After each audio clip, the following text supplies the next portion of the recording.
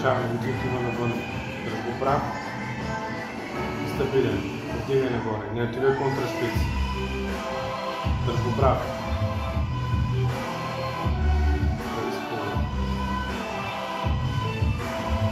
Не отивай контра шпица с десния.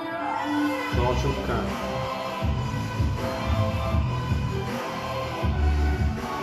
Дай го левия малко по-напред.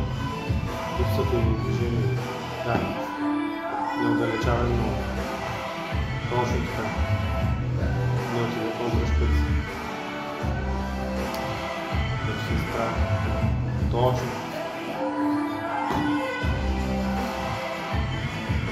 Не да внимавай пак. Левия крак! О май гот!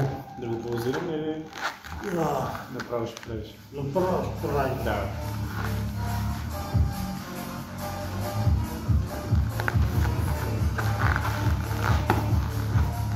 Стой сега, пусни първо крака, пусни го долу, за да застъпиш, нагласи си десния крак и не отивай навътре.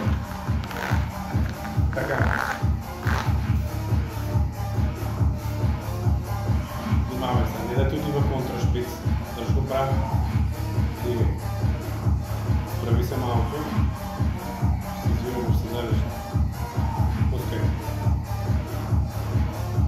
За какво да пускам? Левия крак.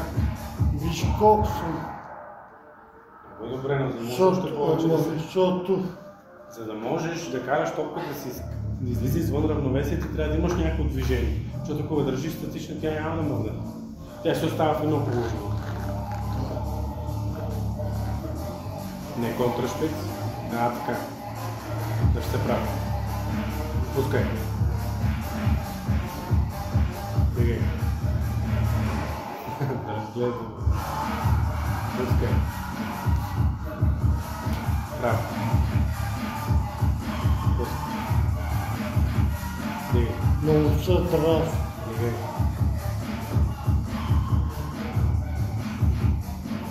Нормално е. Пускай. Гледам. Пускай. С десния крак обхвачи той фаворит.